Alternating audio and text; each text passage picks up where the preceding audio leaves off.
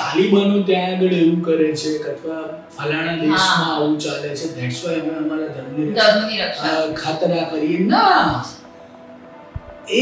એ ખરાબ કરે છે એનો મતલબ એવો નથી કે તમે ખરાબ થઈ જાઓ. अपने सीने पर घाव लगे तो साला जानवर भी रोता है, इंसान वो है जो दूसरों की तकलीफ महसूस करता है. મારા ઘરમાં પ્રોબ્લેમ હોય તો એને હું એક્સેપ્ટ નહીં કરું તો એને સુધારીશ કેવી રીતે? તો આપણા ધર્મમાં પણ કંઈક પ્રોબ્લેમ બે ચાર લોકોના લીધે પ્રોબ્લેમ થઈ રહ્યો છે તો એને સુધારી કેમ ના શકો? એનો ઓફેન્સ કેમ લઈ લો તમે કે ઓ તમે આવું કેવી રીતે બોલ્યા? મહાભારત અરે ગીતા જે ટાઈમે સર્જાઈ છે, કૃષ્ણ અને અર્જુન વર્ષોથી મિત્રો હતા. કોઈ દિવસ નદી કિનારે બેઠા બેઠા જળમાં કાકરો નાખતા માધવે કીધું નતું ચલ રે ગીતા સાંભળ. એને એ ટાઈમે આપ્યું છે જે ટાઈમે એને મહાભારત લડવાનું છે.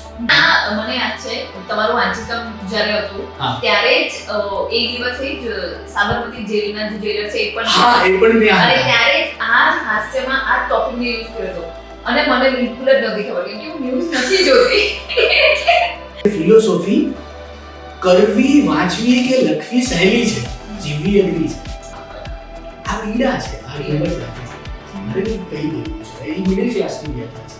એમણે મને કીધું કે તેજલ કોઈ દિવસ છે ને સેડ સોંગ નહીં સાંભળતી કે મારી આટલી સલાહ લઈ હતી તને બહુ મજા આવશે કે તું કોકનો પ્રેમ તો જવા દે, તું નફરત ન કરશે કે તને કોઈ નફરત પણ નથી કરતું.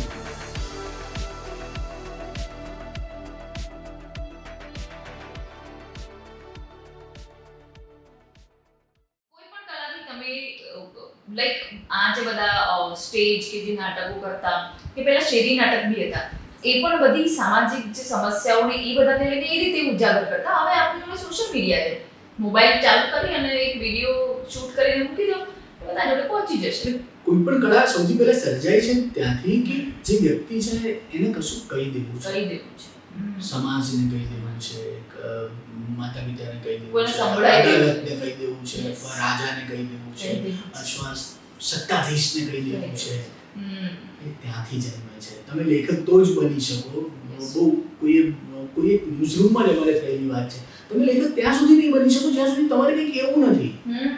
તમે સીધું જ કહો મારે લેખક બનવું છે, ના, તારે કહેવું છે તારી અંદર શું ગુંગળામણ છે, કઈ વાતની ગુંગળામણ છે. તો હવે આ એક મિડલ ક્લાસની પીડા છે. મેં જે લખી આજે ઓનલાઈનર છે કે વિજય માલ્યા અને નીરવ મોદીને જે સરળતાથી લોન મળી જાય છે એ સરળતાથી તો મિડલ ક્લાસને ક્લાસમાં એમની ક્લાસ ટીચર વસૂલ કરવાની રજા. હા, આ પીડા છે, આ ખબર ત્યાંથી છે. મારે કંઈક કહી દેવું છે, એ મિડલ ક્લાસની વ્યથા છે. હા, પણ આ હાસ્યની વાત કરીએ, પ્રેમ જે છે, પ્રેમ દરેક યુવાનની વ્યથા છે. ઓફ કોર્સ ધેટ્સ વાય ત્યાંથી હ્યુમર જન્મે છે. I think love relationship આ તો હજારો વર્ષોથી પીડા જ છે અને હજારો વર્ષો આવનારા બી પીડા છે. પણ ખબર નહીં આ પીડામાં એક નશો છે લોકોને કે પીડામાં મજા આવે છે. એ પીડામાં અરિજીત સિંહના સોંગ લગાવીને બેસવાની લોકોને મજા આવતી હોય કે ભાઈ અમે અત્યારે ઝોનમાં છીએ કે પીડામાં છીએ. આજે અરિજીત સિંહ છે, વર્ષો પહેલા મુકેશ રફી સાહેબના સોંગ કોઈ સાંભળતા. મુકેશ સિંહ કોઈ જબ તમારા હૃદય તોડ દે જે સોંગ છે.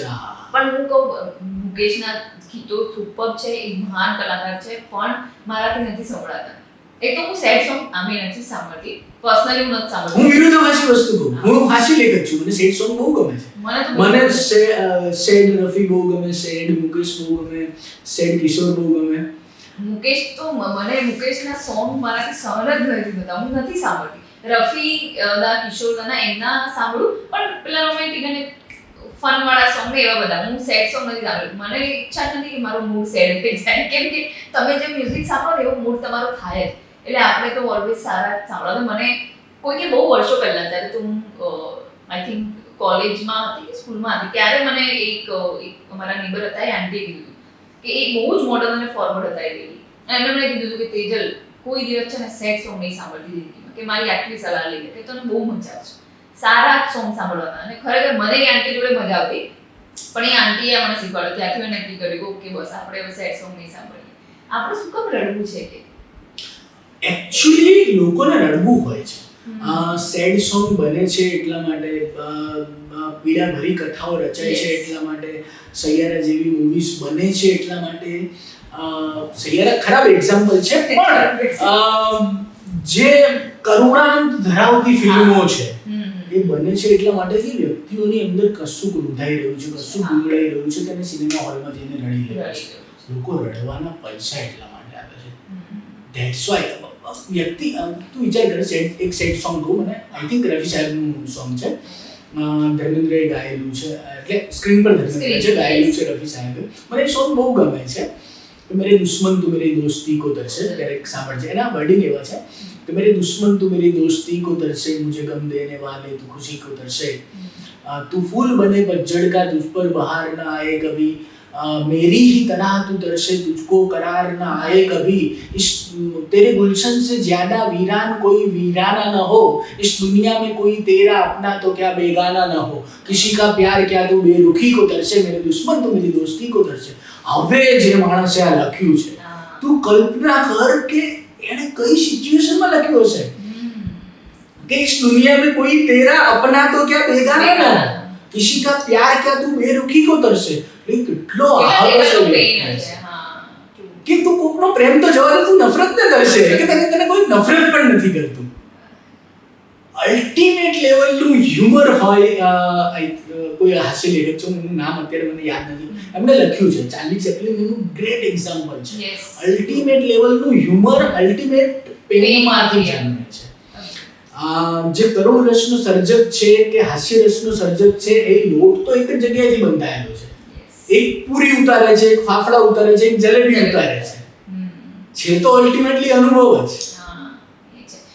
આ તમે હાસ્યમાં કેવી રીતે જોડાયા, કે તમને હાસ્ય તરફનો અટ્રેક્શન કેવી રીતે થયું? એક મીડિયાના માણસ છો તમે, ઘણી બધી રોજની નેગેટિવિટીની આજુબાજુ રહી અને તમને આ હાસ્ય તરફ અટ્રેક્શન કેવી રીતે? આની પહેલા જે વાત કરી ને એ જ વાત છે. તમે જેટલી નેગેટિવિટી જોઈ હોય, જેટલું તમે વધારે પેઇન જોયું હોય, એક તબક્કો લાઈફનો એવો આવે કે તમને એમ થઈ જાય કે યાર હવે હસીએ નહીં તો શું કરીએ, આ પરિસ્થિતિ, આ સંજોગોને હસવામાં ના કાઢી નાખીએ તો શું કરીએ.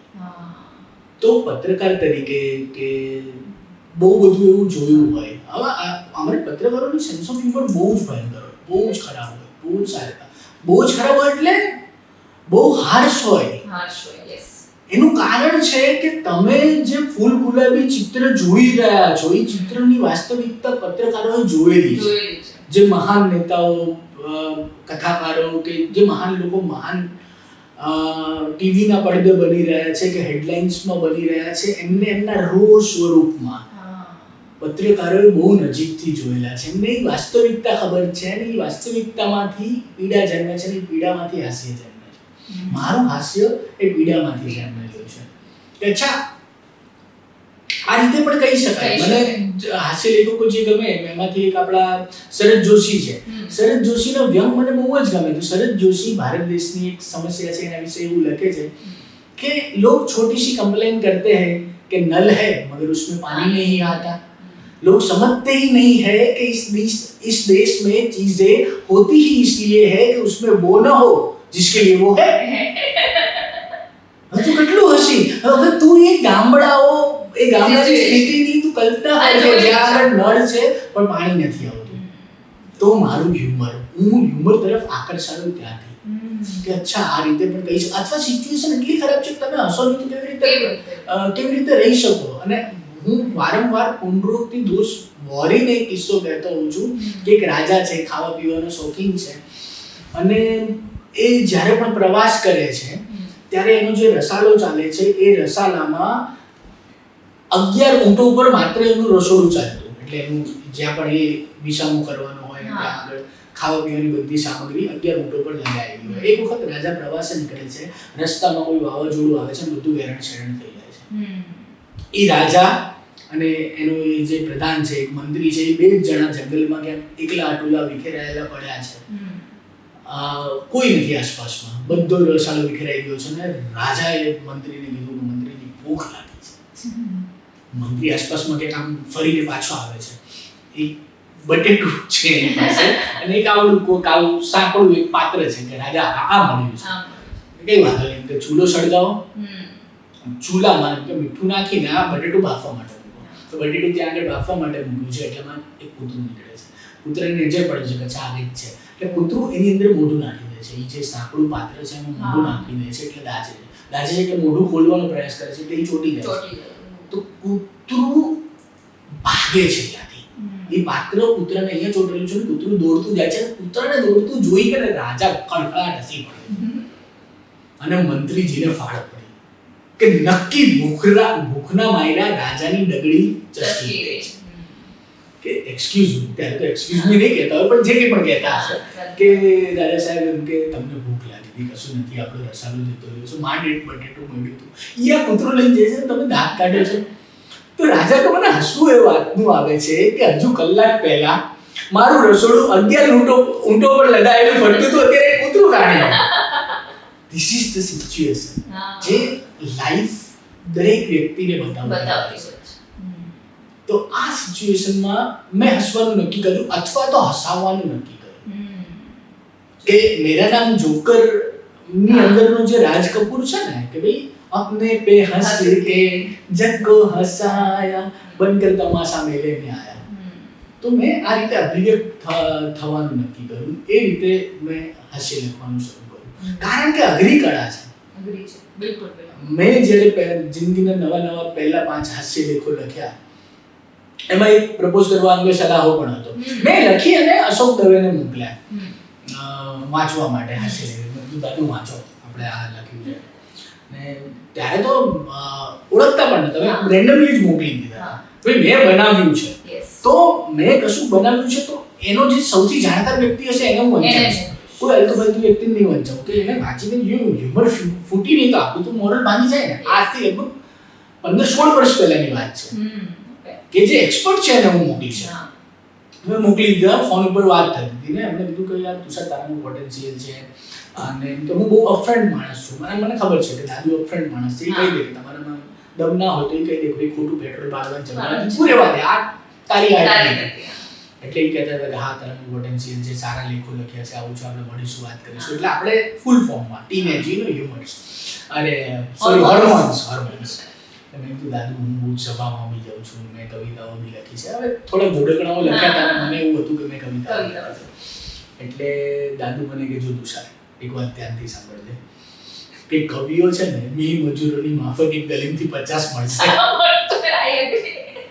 પણ હાસ્ય લેખકો કોઈ પણ કાળમાં ગુજરાતના ઇતિહાસમાં એસ્ટાબ્લિશ ફ્રન્ટ લાઈન હાસ્ય લેખકો 4 થી વધારે નથી રહ્યા. તું અત્યારે પણ બેઠા બેઠા યાદી બનાવી હાસ્ય લેખકોની આંગળીના વેઢા નહીં પૂરા કરી શકે. તો તુષાર તું જલેબીનો કારીગર છે, ગાંઠિયા ફાફડામાં પડતો નહીં. ત્યાંથી આપણે નક્કી કર્યું કે હા અઘરી કળા તો છે. હાસ્ય લેખકો બહુ જ ઓછા છે ગુજરાતમાં અને ક્યાંય પણ ઓછા છે. ગુજરાતમાં નહીં, મારી તો આ બુકમાં પણ લખ્યું છે વિશ્વની કોઈ પણ ભાષામાં આગ્રહ છે. સ્ટેન્ડઅપ કોમેડી તમે કરી લેશો, જોક્સ તમે સંભળાવી લેશો, જ્યાં આંગિકમ નથી, જ્યાં વાચિકમ નથી, કશું જ નથી ને માત્ર વંચાવીને હસાવવું છે એ અઘરું છે. તો આ રીતે હાસ્ય સાથે મળ્યું સંધાન થયું પીડામાંથી.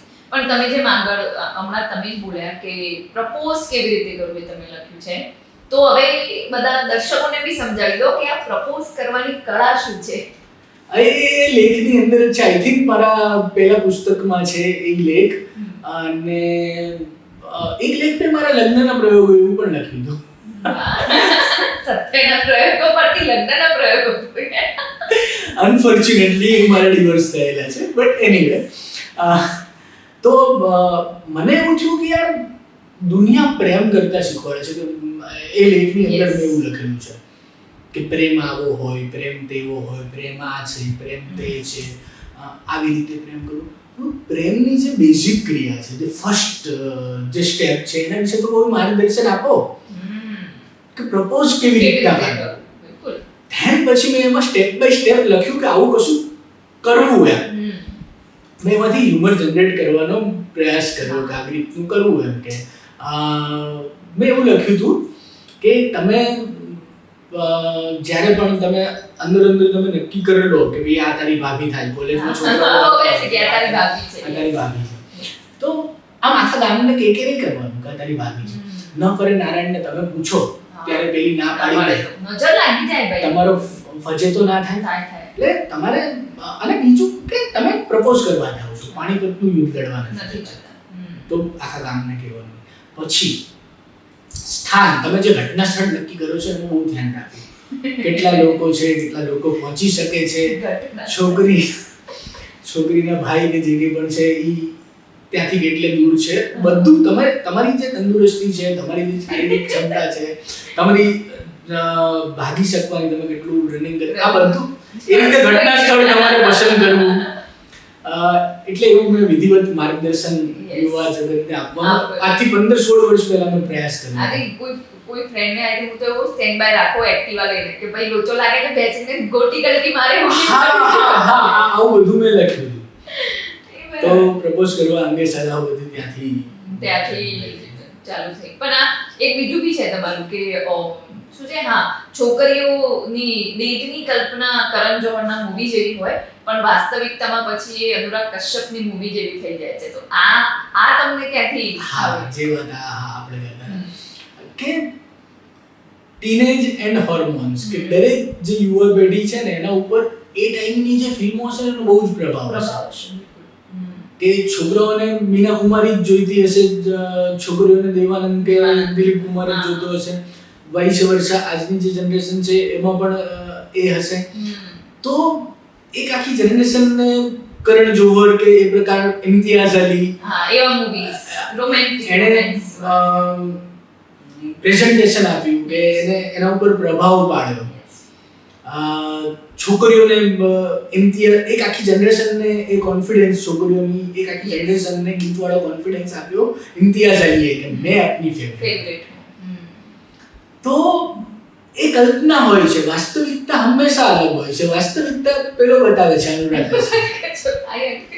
તો છોકરીઓ જ્યારે પહેલા પ્રેમમાં પડે છે ને ત્યારે કરણ જોહર ટાઈપની ફિલ્મો, સ્ટુડન્ટ ઓફ ધ યર ટાઈપની ફિલ્મો જોઈને જાય છે કે પેલો આવશે, સિક્સ પેક એપ બતાવશે, 4 ગીતો ગાશે,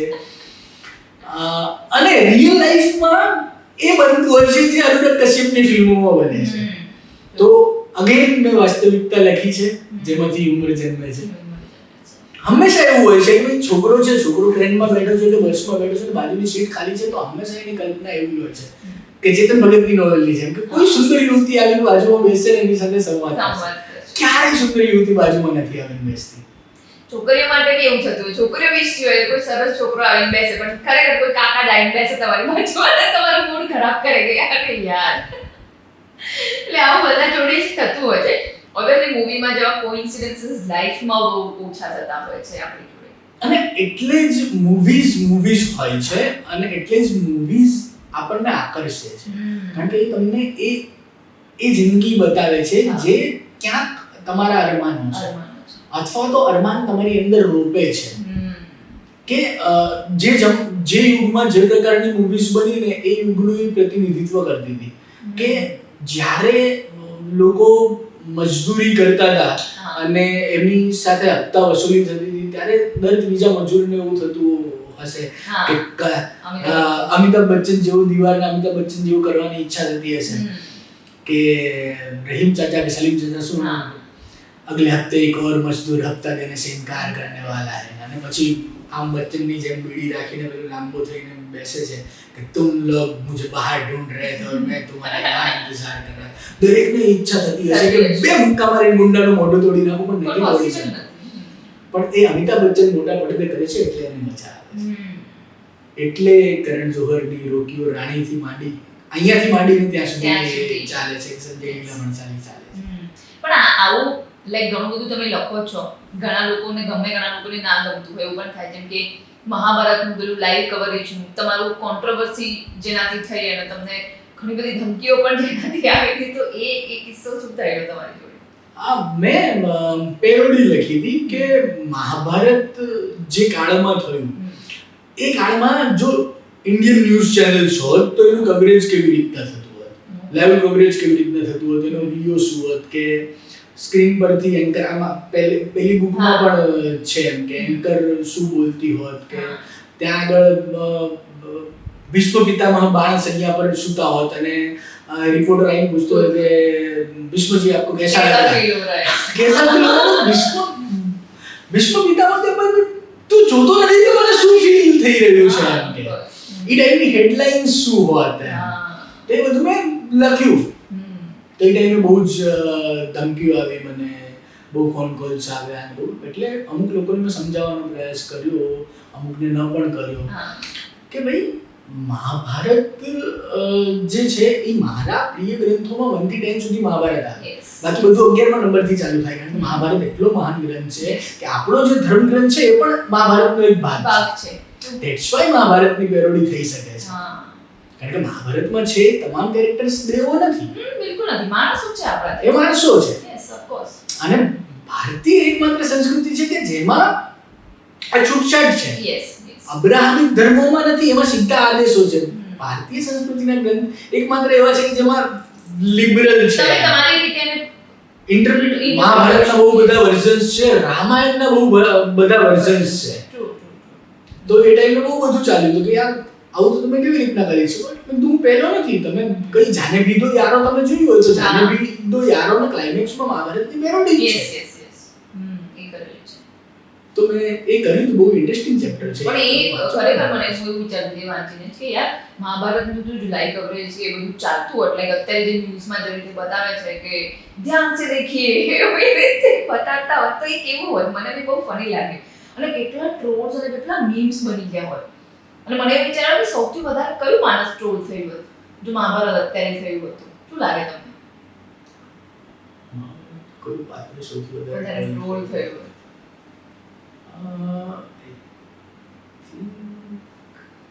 ટફ છે ને, હું વિચારું છું ટફ છે. કયું પાત્ર ટ્રોલ થયું હોય? શકુની મામા, હા એ થઈ શકતા હોય. પણ એ ઓબ્વિયસલી આપણે તો સિરિયલ્સ જોઈ છે કે જે આપણને વાંચવામાં આવી છે. રિયલ મહાભારતમાં શકુની પણ પોતાનો બદલો લઈ ગયા. મહાભારત એકમાત્ર ગ્રંથ એવો છે કે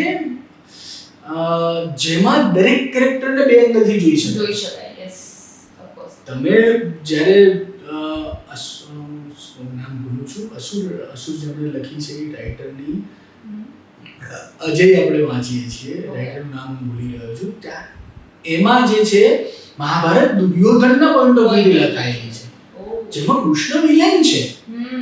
હા એના નજરિયાથી તો કૃષ્ણ વિલન થયા. સાચી વાત. તો મહાભારતમાં તમે પ્રતિશ્રુતિ જુઓ તો જે ધ્રુવ દાદાએ લખી છે, તો એમાં ભીષ્મ પિતામહ પોતાના બળાપાઓ વ્યક્ત કરે છે કે મેં જીવનમાં આટલી ભૂલો કરી છે, ધેટ્સ વાય મહાભારત થયું.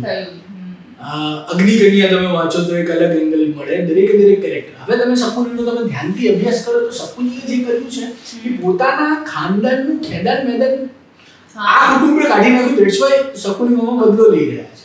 મહાભારત એક્સ્ટ્રીમલી રિવેન્જ સ્ટોરી છે.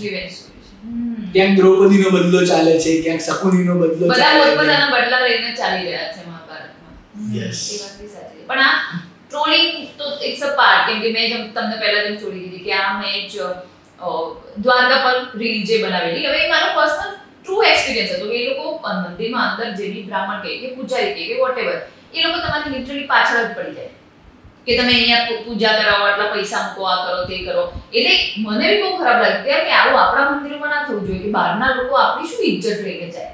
અને એટલે મેં એવું કીધું કે આ મંદિરમાં છે ને પૂજારીઓનો કબજો હોય એવું લાગે છે. ઓહો, એના પછી તો જે મને કમેન્ટમાં બધું નેગેટિવ કમેન્ટ્સ આવી છે, ડીએમ કર્યા છે, ત્યાંના પૂજારીઓ, ત્યાંના બ્રાહ્મણો જેમને આપણે પગે લાગતા હોય એ એવી ભાષા યુઝ કરે. મેં એમને સમજાય કે તમે લોકો આવી ભાષા નહીં યુઝ કરો, કે તમને શરમ આવી જોઈએ. અને ધમકીઓ આપે.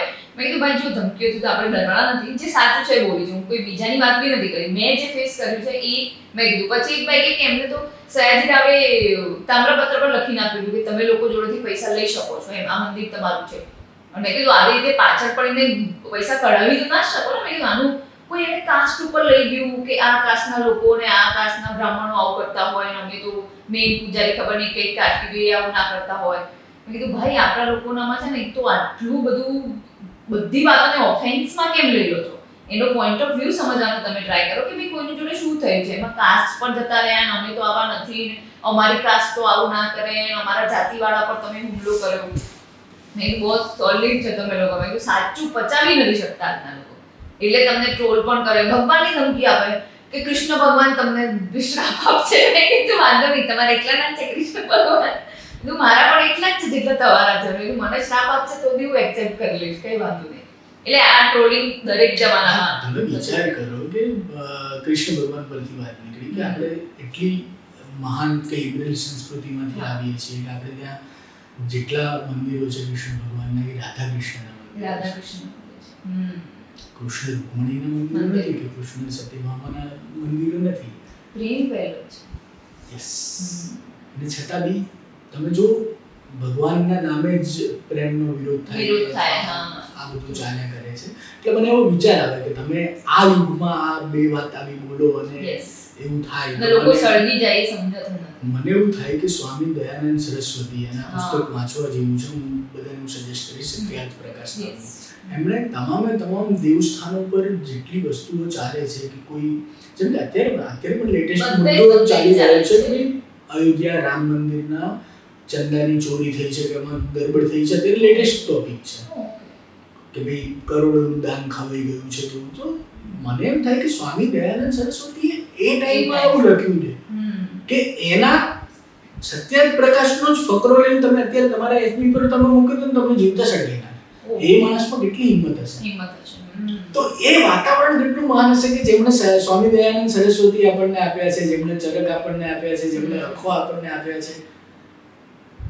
એ સંસ્કૃતિ ભારતીય સંસ્કૃતિ કેટલી મહાન છે કે જેની અંદર ઈશ્વરની સાથે સંવાદ કરી શકાય છે, ઈશ્વરની સાથે બાંધી શકાય છે, જેમાં એ સર્જનો સ્વીકારાયા છે કે જેમાં ઈશ્વરને સંબોધીને એવું કહેવાયું છે કે તું એક ગોરખ ધંધા હે.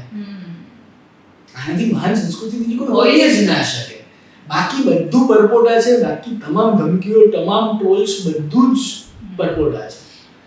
ભગવાનના ઠેકેદારો થઈને જે ભરે છે ને, મને લાગતું જ નથી કે ભગવાનને સમજેવી છે કે શું છે કે તમને કોઈ તમે ઠેકો કેવી રીતે લઈ લીધો કે આ ભગવાન તો અમારા છે.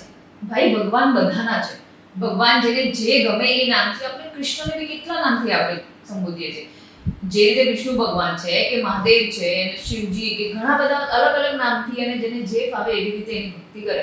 આપણે નોર્મલ રીતે કરીએ. હવે નાગા સાધુઓ કે અઘોરીઓ એમની અલગ રીતે સાધના કરે છે. તો આ આપણામાં તો જે તમે કીધું કે છૂટ આપેલી છે કે તમે સિલેક્ટ કરો યાર કે તમને કયું ભગવાનનો કયો અંશ ગમે છે, કે ભગવાનનું કયું સ્વરૂપ ગમે છે. તો પણ હવે લોકો મને એનો વર્ડ ભૂલાઈ ગયો છે જે વચ્ચે તો આપણા બધામાં બહુ ચાલતું કે એ સહનશક્તિ આપણામાં બહુ ઓછી થઈ ગઈ છે. આપણે ઇનટોલરન્ટ થઈ ગયા છીએ આપણે કે એ ટોલરન્સ આપણામાં નથી. ક્યાંક ને ક્યાંક એ સરખામણીમાંથી આવ્યું છે કે ક્યાંક એવું થયું ભાઈ તાલિબાનો ત્યાં આગળ એવું કરે છે અથવા ફલાણા દેશમાં આવું ચાલે છે, ધેટ્સ વાય અમે અમારા ધર્મની ખાતરા કરીએ. ના, એ ખરાબ કરે છે એનો મતલબ એવો નથી કે તમે ખરાબ થઈ જાવ. તમે અલગ છો. અને એવું કેવી રીતે એક્સેપ્ટ કરી લો? આપણામાં જે અગર મારા ઘરમાં પ્રોબ્લેમ હોય તો એને હું એક્સેપ્ટ નહીં કરું તો એને સુધારીશ કેવી રીતે?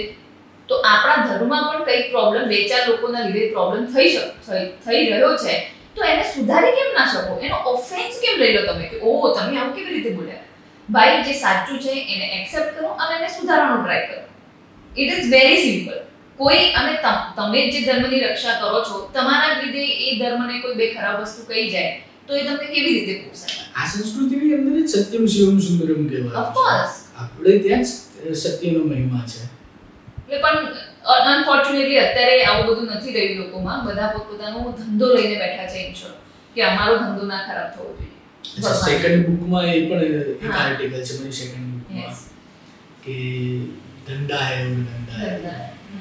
એ પણ મેં બેંકમાં લખવાનો પ્રયાસ કર્યો છે કે અમુક જગ્યાએ જે ધર્મના નામે લોકો ધંધો કરવાનો પ્રયાસ કરતા હોય છે.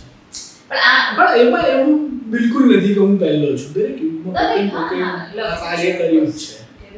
પણ આ લોકોની વાત થાય છે કે તમે આટલા બધા લોકો આટલા બધા એક્સપિરિયન્સીસ જોયા છે. માણસની વ્યાખ્યા એક લીટીમાં તમારે કરવી હોય તો તમે શું કરો? માણસની વ્યાખ્યા મને છે ને હલ્લાબોલ પિક્ચરની અંદર પંકજ કપૂરે જે કરી હતી ને, અજય દેવગણનો ડાયલોગ મારતા એ મને ગમે છે કે ઇન્સાન વો હૈ ના આ કટ કરીને સંગી રીતે લઈ લેજે પણ ડાયલોગ કંઈક એવો છે કે अपने सीने पर घाव लगे तो साला जानवर भी रोता है, इंसान वो है जो दूसरों की तकलीफ महसूस करता है. મને આ વ્યાખ્યા ગમે છે. मानवतावाળી व्याख्या गमे છે કે इंसान वो है जो दूसरों की तकलीफ महसूस करता है, कि બીજાનું જે દુઃખ અનુભવી શકે. પશુને માણસથી અલગ ખાલી આ વસ્તુ પાડે છે. તમે જુઓ, પશુને ખાઈ જશે, માણસ ખાતો નથી. તમે જંગલનો તમે જે કાનૂન તમે જુઓ તો પશુઓ એકબીજાને મારી નાખે છે, જે માણસમાં નથી. તો આ એક જ બાબત છે જે માણસને પશુતાથી અલગ પાડે છે. પણ લાઈક તમે આટલા બધા જે ઇન્ટરવ્યુઝ કર્યા છે, આટલા લોકોને જે મળ્યા છો, એમાંથી તમને તમારું સૌથી પ્રિય વ્યક્તિ અને તમારું સૌથી ફેવરેટ ઇન્ટરવ્યુ કયો છે? શાહરુખ ખાન. ઓબ્વિયસલી, કારણ કે એનામાં એક ચાર્મ છે, હાજર જવાબીપણું છે, નોલેજ છે, ગજબ એનર્જી છે. જેમ કે શાહરુખને હું જ્યારે મળ્યો ત્યારે મેં પૂછ્યું હતું કે અત્યારે શું વાંચે છે, કારણ કે એની જે ઓટોબાયોગ્રાફી છે એનું નામ પણ એશાન કે છે, સ્ટીલ રીડિંગ ખાન હજી વાંચે છે. એની ફિલોસોફી એ છે કે આ હિન્દુસ્તાનની અંદર મારા કરતાં સારા દેખાતા, મારા કરતાં સારી એક્ટિંગ ઘણા લોકો છે, હજારો યુવાનો છે. મારી આ સક્સેસ જે છે એનું કારણ માત્ર એટલું છે કે હું વાંચું છું ને હું અપડેટ રહું છું. ત્યારે એણે કીધું હતું કે એ વાંચે છે ત્યારે એ ઇઝરાયેલી રાઇટર કોણ જે અત્યારે બહુ જ ફેમસ છે, રાજ ગોસ્વામીએ જેનો પુસ્તકનો અનુવાદ કર્યો, નામ તો નહીં શોધી લઈશું. એ પુસ્તક એ ટાઈમે જ્યારે હિન્દુસ્તાનમાં કોઈએ નામ નહોતું વાંચ્યું સાંભળ્યું ત્યારે એ સેપિયન્સ વાંચી રહ્યો. યુવલ નોઆ હરારીની સેપિયન્સ જબ હેરી મેટ સેજલ વખતે એ માણસ વાંચી રહ્યો હતો. તો મને હંમેશા એવું લાગ્યા કરે છે કે એ માણસ તો ફિલ્મ સ્ટાર ના હોત, કલાકાર ના હોત, કે કશું ના હોત, કે બિઝનેસમેન હોત તો પણ આટલો જ સફળ હોત, તો પણ એ આટલો જ અનુકરણીય હોત. એ હંમેશા એવું કહે છે કે don't become philosopher before become rich. તમે ધનવાન ના થાવ ત્યાં સુધી તમે ફિલોસોફર ના થાવ. I agree with that. અને થાવ તો તમને કોઈ માનશે નહીં, કોઈ માનશે. તો આ ના હોય ને, તમારે તમારી ફિલોસોફી કહેવા માટે ધીરુભાઈ અંબાણી બનવું પડશે. ઓફ કોર્સ તમે જેટલા સક્સેસફુલ અને પૈસાવાળા છો ને એટલું જ તમારું વજન પડશે. આપણે કહીએ કે આની વાતોમાં વજન છે, એ વજન તમારા પૈસાથી આવે છે, અને તમારી જે પ્રોફાઇલ છે કે તમારી પ્રોપર્ટીઝથી એ વજન. તમારી સિગ્નેચર ઓટોગ્રાફ બની જવી જોઈએ. યસ. ધેન ફિલોસોફી કરો કે ભાઈ બહુ મોટી વાત, પૈસો બહુ જરૂરી નથી. ભાઈ પૈસો સૌથી જરૂરી છે. આ વાત એકમાત્ર શાહરુખ ખાન કહે છે ને, ઢોલ વગાડીને કહે છે કે કમાઓ, ભરપૂર કમાઓ, તમારા પરિવારને દરેક વસ્તુઓ આપો જેની એમને નીડ છે, એ દરેક કમ્ફર્ટ આપો, ધેન પછી કરો ફિલોસોફી. તમારી આર્ટ, તમારી ક્રાંતિ છે એનો ભોગ તમારા પરિવારજનો ના બનાવશો. અને આ વાત છે ને, એક આ વાત થઈ છે કે જ્યારે આ ફિલોસોફીની વાત થાય છે ત્યારે તમારું બીજું ઇન્ટરવ્યુ, જેમાં તો હું પણ ત્યાં હાજર હતી, જે સંજય ગોરડિયા જોડે તમે ઇન્ટરવ્યુ કરેલું. હવે ત્યારે મને આ વાત સમજાઈ ગઈ કે આટલી હદ સુધીની વાતો અને આટલું સાચું એ જ માણસ બોલી શકે ને જેને બધું અચીવ કરી લીધું હોત, અને હવે એને લોકોથી ફરક નથી પડતો કે લોકો શું મને કહેશે, કે મને કામ મળશે કે નહીં, કે મારો કેવી ઇમેજ જશે. જેને આખી લાઈફ જીવી લીધી ને બહુ ફૂલ અને એકદમ સેટિસ્ફાઈડ છે ને, એ જ માણસ આટલી બધી ખુલ્લેઆમ વાતો કરી શકે. યસ. અને કદાચ આના અલગ એંગલથી પણ કહું, સંજય ગોરડિયાની જ વાત કરીએ કે કદાચ આટલી ક્લિયરિટી હોય ને જીવનમાં તો જ માણસ આટલી સક્સેસ મેળવી શકે, બધી રીતે સક્સેસ. તમે જુઓ કે સંજય ગોરડિયાનો એક જ વ્યક્તિત્વ મોટા ભાગના લોકો જાણે છે, આ પ્રકારના કોમેડિયન છે. તમે Sanjay Gordiya as a producer તમે જોશો કે યાર મહારાજ નાટક, મહારાજ લાઇબલ કહેશું પણ અગેન ધર્મની વાત છે, એ નાટક એમણે પ્રોડ્યુસ કર્યું છે. તો જ્યારે ક્લિયરિટી લાઈફમાં હોય છે ને, પ્રશ્ન હંમેશા ક્લિયરિટીનો હોય છે. તમે એક વખત ક્લિયર થઈ જાવ છો કે તમારે શું અચીવ કરવું છે અથવા તો શું કરવું છે, તો તમે કોઈ પણ રીતે કરી લેતા હો છો. એ ક્લિયરિટી અને કરેજ, આ બે વસ્તુઓ હોવી માણસમાં ખૂબ જરૂરી છે. કરેજ પણ ક્લિયરિટીમાંથી જ આવે છે. Yes I agree. એક વખત તમે ક્લિયર થઈ જાવ છો. તો મહાભારતમાં અર્જુન સાથે કૃષ્ણ એ જ કરે છે ને, એને ખાલી ક્લિયર કરી આપે છે. બધું જ ક્લિયર કર્યા પછી છેલ્લે એવું કહી દે છે કે યથેચ્છી તથા કરું. આ મેં તને કહી દીધું, હવે તને ઠીક લાગે એમ કર. અને એ ક્લિયરિટી પછી જ એના ક્લિયરિટીમાંથી જ કરેજ જન્મે છે કે એ જે મહાન લોકો છે, જે મહાન યોદ્ધાઓ છે, એની સામે અર્જુન લડી શકે છે. તમે ક્લિયરિટી પછી જ તમે લડો છો. તમારી પાસે ક્લિયરિટી નહીં, તમારા હાથ ધરું છે, તમારા હાથમાં ગાંડી નહીં રહે જીવનની અંદર પણ. આ તો તમારા ફેવરેટ લોકોની વાત થઈ, પણ કોઈ એવો ઇન્ટરવ્યુ છે જેમાંથી તમે એમ થયું કે આમ ઊભા થઈને નીકળી જવું છે, યાર આ ઇન્ટરવ્યુમાં મજા નથી આવી, કે આ માણસ મને નથી ગમી રહ્યો, એવું ક્યારેય નથી બન્યું કે પત્રકાર તરીકે ઘણા બધા પ્રકારના લોકોને મળવાનું થતું હોય કે ફિલ્મ ઇન્ડસ્ટ્રીના હોય, એ કદાચ જેલની અંદર રહેલો કેદી પણ હોઈ શકે, પણ હંમેશા શું પત્રકાર તરીકે છે ને એક હક મળે છે તમને બીજાની જિંદગીમાં અધિકારપૂર્વક ડોક્યુ કરવાનો.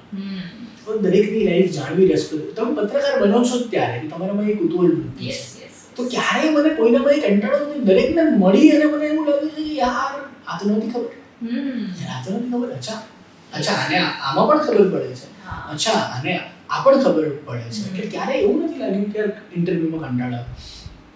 મને પહેલા આકર્ષે છે વસ્તુ, ધેન પછી હું ડિસિઝન લઉં છું કે ઇન્ટરવ્યુ કરવો છે. એ સાચી વાત છે, કેમ કે મને હમણાં વચ્ચે કોઈ પ્રપોઝલ આપેલું કે ભાઈ અમુક સિરીઝ કરવાની છે, ડોક્ટરની સિરીઝ, સારા બધા ડોક્ટરની, પણ એમાં પેમેન્ટ બહુ વધારે નથી, તો તમે કરશો? તો મેં કીધું ભાઈ પેમેન્ટની વાત જ નથી, તમે વિચાર કરો કે હું અગર 20 ડોક્ટરને બી મળીશ, એમાંથી મને ખાલી એક વસ્તુ બી શીખવા મળશે તો મને કેટલું શીખવા મળશે. તો એ પૈસા અલગ વસ્તુ છે, પણ આટલી સારી કે ટોપના જે એક્સપર્ટ છે કે એવા લોકોના જ્યારે તમે સંપર્કમાં આવો ત્યારે તમે 50 વસ્તુઓ નવી શીખો, અને એ આગળ તમને કેટલી કામ આવશે. એટલે એ સાચી વાત છે. મારા એક શિક્ષક કોલેજમાં એવું કહેતા સંજય કામદાર કે તમે જ્યારે 60 વર્ષના વ્યક્તિને 30 મિનિટ તમે સાંભળો છો ને, ત્યારે તમે એવું કશું અથવા તો એ બધું શીખો છો જે એ 60 વર્ષે શીખ્યું છે. ધેટ્સ વાય લોકોને મળવાની મજા હોય છે, એમની સાથે બેસવાની મજા હોય છે, કે એમના જે લાઈફ લર્નિંગ્સ છે, કે જે રાજેશ ખન્નાની કીધેલી વાત બહુ જ ગમે છે, કે રાજેશ ખન્ના એવું કહે છે કે હું સ્ટાર બન્યો, સુપરસ્ટાર બન્યો, એમ કે અને હું બરબાદ થયો જીવનમાં. હું એટલા માટે બરબાદ થયો કે એટલું મોટું સ્ટારડમ હેન્ડલ કરવાનો મારી પાસે કોઈ રેફરન્સ પોઈન્ટ જ નહોતો, કે મારી પહેલા આટલું મોટું સ્ટારડમ કોઈએ જોયું જ નહોતું. અમિતાભ પાસે તો રેફરન્સ પોઈન્ટ હતો, હું એ મારામાંથી કેમ શીખ્યો નહીં, કેમ બરબાદ થયો. તો આ પણ કદાચ બીએન દસ્તુરે કે કોકે લખ્યું છે કે બીજાની ભૂલોમાંથી શીખતા રહેશો તો તમારે એ ભૂલ કરવામાં ટાઈમ વેસ્ટ નહીં થાય. તો ઇન્ટરવ્યુ કરવા હંમેશા રોમાંચક જ રહ્યા છે.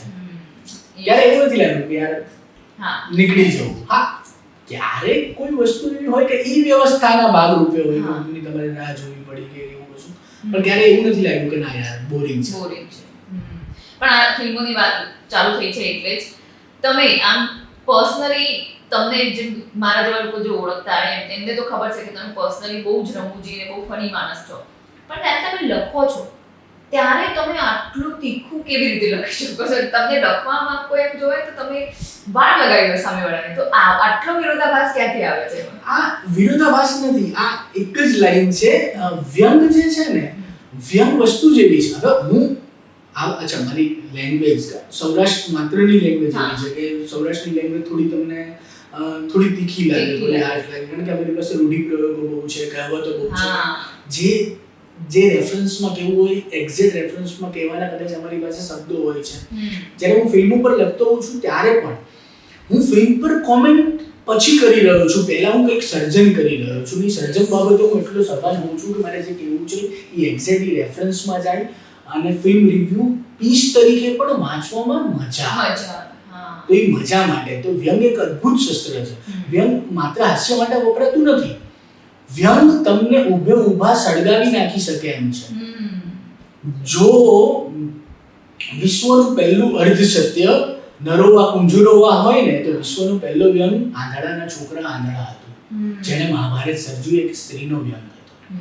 તો મારા લેખનમાં અથવા ફિલ્મ રિવ્યુ વિશે હું શક્ય એટલો પ્રામાણિક રહીને લખવાનો પ્રયાસ કરું છું, એટલા માટે તીખું લાગતું હશે.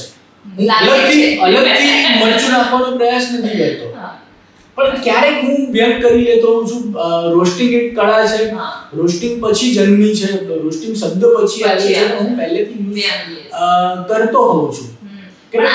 તમને કોઈનો ફોન આવે છે કે તમે રિવ્યુ લખ્યો હોય પછી ડાયરેક્ટર કે પ્રોડ્યુસરે કોલ કર્યો હોય કે યાર તુષારભાઈ આવું તો યાર આટલું બધું લખી નાખ્યું તમે, એવું ક્યારે? ના, એવું નથી થયું. હા, ક્યારેક જેન્યુઅલી ચર્ચા થઈ હોય, પણ મારી જે ઇમેજ છે એ જોતા ડાયરેક્ટ કોઈ ફોન કરી મને ધમકી આપી હોય કે એવું કર્યું, પણ વાયા મીડિયા કોઈને પૂછ્યું હોય કરે છે અને કોઈને પૂછ્યું હોય બન્યું તો એક ફિલ્મ વિશે એવું બન્યું હતું, તો એનો જે પ્રોડ્યુસર વાયા થયું હતું એ મને ખબર છે.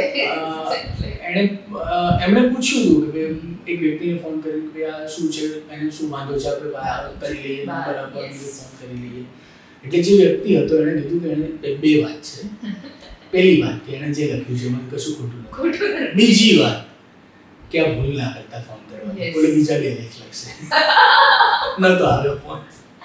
એ બરાબર, પણ આથી આ લખવું જરૂરી છે, લોકોને જગાડવા બહુ જરૂરી છે કે ગુજરાતની ફિલ્મો મને કહો ને તો 100 ફિલ્મોમાંથી એક ફિલ્મ તમે હિટ આપી રહ્યા છો યાર. મતલબ કેવી રીતે? ઘણીવાર લોકો તમે પ્રીમિયરમાં જાઓ છો, મને બી ઘણા કહેતા હોય કે પ્રીમિયરમાં આવો, પણ મને એવું થાય કે મારા 4 કલાક હું શું કામ વેસ્ટ કરું? આવા જવાનો ટાઈમ બી મારો વેસ્ટ થાય ને, કે ભાઈ ઓકે ફ્રેન્ડ્સને મળવા જાઉં છું એવી રીતે હું જઈ શકું, પણ કે તમે નોર્મલ વસ્તુ, મારા જેવું માણસ છે, હમણાં લાસ્ટ આપણે મળ્યા હતા, હવે મૂવીનું નામ લઈ લઈએ ને, પ્રીમિયર હતું, હવે એમાં મારા જેવા માણસને જેને ફિલ્મોમાં કામ નથી કર્યું, જેને બિહાઇન્ડ ધ કેમેરા કામ નથી કર્યું, ખાલી આ ફિલ્ડમાં આવી રીતે હું આવી છું તોય મને ખબર પડે છે કે આ એડિટિંગ તો મેં બરાબર કર્યું, આ સીન કેમ આવી રીતે કટ થઈ ગયું. આટલી જો મને ખબર પડતી હોય તો એ બનાવવાવાળાને કેમ નથી ખબર પડતી કે ભાઈ આવું બકવાસ અમે આપી રહ્યા છે અને પછી ઈચ્છે કે લોકો ગુજરાતી મૂવીઝને વધાવે, તો કેવી રીતે વધાવે આપણા લોકો? આ મને સમજાઈ નથી રહ્યું કે ગુજરાતી ફિલ્મો આટલી ફ્લોપ થવા પાછળ કારણ શું છે. પહેલું કારણ એ છે કે જે રેશિયો તમે વાત કરી કે ભાઈ આટલી ફિલ્મો આટલી જ હોય છે, આ નેશનલ લેવલે આ જ રેશિયો છે. નેશનલ લેવલની પણ તમામ ફિલ્મો આપણે જોતા નથી. સારી ક્વોલિટી ફિલ્મો ત્યાં પણ ઓલમોસ્ટ આ જ રેશિયો, થોડોક ફરક હશે 5-10%, બાકી સારી ફિલ્મો બનવાનો રેશિયો આ જ છે. ગુજરાતી ફિલ્મ ઇન્ડસ્ટ્રીની વાત છે ત્યાં સુધી ગઈકાલે જે એક સેશન હતું એમાં અમે ડિસ્કસ કર્યું, ઘણા બધા લોકો નવા આવી રહ્યા છે. ઇન્ડસ્ટ્રી હજી પણ આટલા વર્ષો પણ ગ્રો કરી રહી છે. નવી ઇન્ડસ્ટ્રી, જે નવા જે પ્રોડ્યુસર્સ આવી રહ્યા છે એમને અનુભવ નથી. ધેટ્સ વાય કાચા ડિરેક્ટરો અથવા ફર્સ્ટ ટાઈમ ડિરેક્ટરો, બહુ એક અદ્ભુત કોટ છે, એક એક્ટરે મને કીધેલું, એમનું નામ નહીં લો, એમને મને નામ લેવાનું ના પડે છે, એમણે કીધું કે ઘણા બધા ડિરેક્ટર્સ આપણે ત્યાં આવ્યા છે જે પ્રોડ્યુસર્સના પૈસે શીખે છે. તો એવા લોકો પાસે ફંડિંગ પહોંચી જાય છે. ફંડિંગ જે ઈચ્છતા હોય એ લોકો પાસે નથી પહોંચતું. જેમ કે અંકિત સખિયા છે, જેને લાલો બનાવ્યો, એને પરસેવો ઉતરી ગયા લાલો બનાવતા. લાલો કરતા 10 ગણા બજેટમાં 10 ગણી ફ્લોપ ફિલ્મો બની છે. તો આપણે ત્યાં જે ફિલ્મો બને છે ને એ ઘણી બધી ફિલ્મો, તમામ નહીં, હવે તો એસ્ટાબ્લિશ પ્રોડક્શન હાઉસ છે, ઘણા બધા બહુ સારા કામ કરી રહ્યા છે, પણ આપણે ત્યાં ઘણી બધી ફિલ્મો કરતા વધારે પ્રોજેક્ટ્સ બની રહ્યા છે. જે પ્રોજેક્ટ્સ નવા આવેલા પ્રોડ્યુસર્સને સેલ કરવામાં આવી રહ્યા છે. ગુજરાતમાં એવા બિલ્ડર્સ, એવા શેઠિયાઓની કમી નથી જેની પાસે 5-10-15 કરોડ એમ જ પડ્યા છે. બરોબર છે, એમને ખાલી શીશામાં ઉતારવાના હોય છે. તો જે ડિરેક્ટર્સ અથવા તો જેટલા પણ લોબિંગ કરતા લોકો હોય છે આ કામ સક્સેસફુલી કરે છે. આપણે આમ કરી લેશું, આને લઈ લેશું. તો પ્રોડ્યુસર સિવાય બધા કમાતા હોય છે. ધેટ્સ વાય ખરાબ ફિલ્મો બને છે, કારણ કે ફિલ્મ બનાવવા ખાતર બને છે. પૈસા જો પેશનથી બનતી હોય તો જેટલી પણ ફિલ્મો પેશનથી બની છે એ સારી બની છે. ધીમે ધીમે લોકો એસ્ટાબ્લિશ પણ થયા. જેમ કે લેટેસ્ટ એક્ઝામ્પલ આપણે લાલોની વાત કરીએ કે બીજી બધી ફિલ્મોની વાત કરીએ કે જે પોતાના વ્યાજે પૈસા લીધા હોય કે ઘર ગીર પાન નલીન કે જેમણે નેશનલ લેવલની ફિલ્મો બનાવી કે વ્યાજે લીધા હોય કે ઘર ગીરવે મૂકી દીધું હોય એને બનાવી. જેટલી પણ પેશનથી બની છે ને બધી મહાન જ બની છે. મહાન કરતા પણ સારી બની છે ક્વોલિટીની, પણ જેટલા પ્રોજેક્ટ્સ બન્યા છે એમાં કોઈ જોનારું નથી. આ પ્રોજેક્ટ છે ને બધા મને સૌથી વધારે પ્રોબ્લેમેટિક લાગે તો સબસિડી માટે બને છે. એ મારો સૌથી મોટો પ્રોબ્લેમ છે કે તમે 8 લાખમાં 10 લાખમાં મૂવી પતાવી નાખે છે અને આવી રીતે જ બોલે છે કે 10 લાખમાં પતાવી નાખે મૂવી અને પછી એને મૂકી અને સબસિડી લઈ લો. યાર આ તો પછી તું આપણી ગુજરાતી ફિલ્મ ઇન્ડસ્ટ્રી ઉપર કેવી રીતે આવે? તમે સાઉથમાં જુઓ, આઈ અન્ડરસ્ટેન્ડ કે સાઉથની મૂવીઝ ઇન્ડસ્ટ્રી બહુ જૂની છે, પણ આપણી બી કઈ નવી નથી ને. આપણે બી જૂની જ છે અને હજુ બી આપણે ડેવલપ જ કરી રહ્યા છીએ. તો ક્યારે કરશું પછી? અને પછી હું પણ ના જોવા જાઉં કે મારા જેવા એવા કેટલા લોકો હશે કે જે પોતાનો ટાઈમ વેસ્ટ નહીં કરે. કદાચ એકાદ મૂવી કે હેલ્લારો ટાઈપ કે વોચ ટાઈપ કે એવી આવી જાય ત્યારે અમે જોઈ આવશું. બાકી બીજા બધા મૂવીને શું કામ અમે પ્રતિસાદ આપીએ કે શું કામ પૈસા ખર્ચે માણસ? પોતાના એક જણ જાય તો 500 રૂપિયા ખર્ચવા પડે, પોપકોર્ન ઓપકોર્ન લો કે આ કરો તે કરો. આ હું વર્ષોથી કહેતો આવ્યો છું આ વાત કે ગુજરાતી ફિલ્મો ક્યારેય પણ ઇમોશનથી સેલ નહીં કરી શકાય. જે વર્ષો પહેલા રેવા વખતે કોઈ એક વાક્ય મૂકી દીધું હતું કે જો તમે આ ફિલ્મ જોઈ નથી તો તમે ગુજરાતી નથી. હું હંમેશા એ ટાઈમથી કહેતો આવું છું કે જ્યારે થિયેટરની અંદર ટોય સ્ટોરી 5 ચાલતું હશે, એકાદું ક્રિસ્ટોફર નોલેનનું મૂવી ચાલતું હશે, 3 મેઇન સ્ટ્રીમ બોલિવૂડ મૂવી ચાલતી હશે, 2 સાઉથ ઇન્ડિયન મૂવી ચાલતા હશે, એ ટાઈમે તમે ગુજરાતી મૂવી મૂકો છો તો તમારે મને એટલે કે દર્શકને એની ટિકિટ ખરીદવા માટેનું બહુ જ વેલિડ રીઝન આપવું પડશે. એ વેલિડ રીઝન મનોરંજન છે, એ સિવાય બીજું કશું નથી. બીજું કે ગુજરાત જે છે એ સાઉથ નથી. સાઉથમાં એવું છે કે પેલી હીરો માટેની લોયલ્ટી લેંગ્વેજ માટેની પણ છે, મરાઠીમાં પણ છે. જેમ કે સાઉથમાં દ્રશ્યમ બનશે તો દ્રશ્યમ બધી પાપનાશમ પણ બની જશે. એક સેમ મૂવી કન્નડમાં પણ બનશે, તમિલમાં પણ બનશે, તેલુગુમાં પણ બનશે અને મલયાલમમાં પણ બનશે, બધામાં ચાલી જશે. આપણે એવું નથી.